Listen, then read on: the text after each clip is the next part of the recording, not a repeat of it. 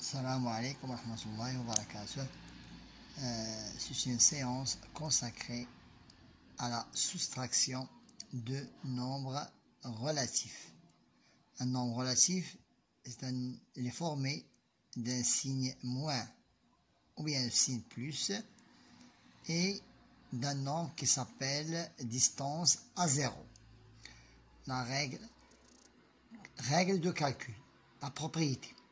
Pour soustraire un nombre relatif, on ajoute, ce n'est pas on soustrait, on ajoute son opposé. Je vous donnerai un exemple. 8 moins 2 est égal. J'écris le premier nombre qui est à gauche et je dois additionner. Il nous a dit d'additionner. Voilà, on ajoute l'opposé de moins 2, c'est 2. Donc 8 plus 2 est égal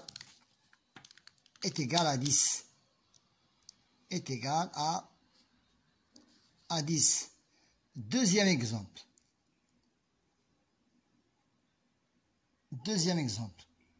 Moins 2 moins 8 est égal. Je reprends le même nombre, moins 2, et j'ajoute l'opposé de moins 2, qui est l'opposé de 8, donc je reprends. J'écris moins 2 à sa place, et j'ajoute. Je ne soustrais pas, j'ajoute que l'opposé de 8 c'est moins 8, que l'opposé de 8 c'est moins 8 est égal, puisqu'ils ont de même signe, je fais l'addition, donc c'est 10, et j'écris leur signe commun, c'est moins 10. C'est moins. Maintenant, passons à l'exercice.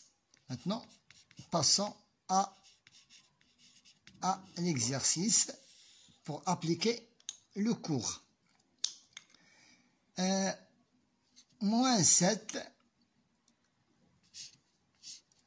moins plus 8,5 est égal.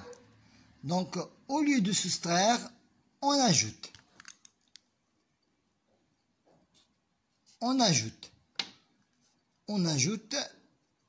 Le premier nombre reste tel qu'il est. Moins 7.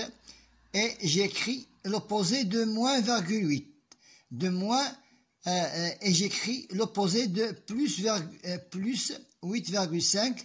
C'est moins 8,5 est égal.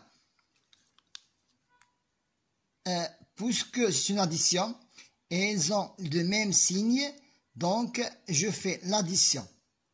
Puisqu'ils ont le même signe, je fais l'addition. Donc 7 plus 8 c'est 15. C'est 15,5 et je n'oublie pas leur signe. Voilà, je reprends l'écriture.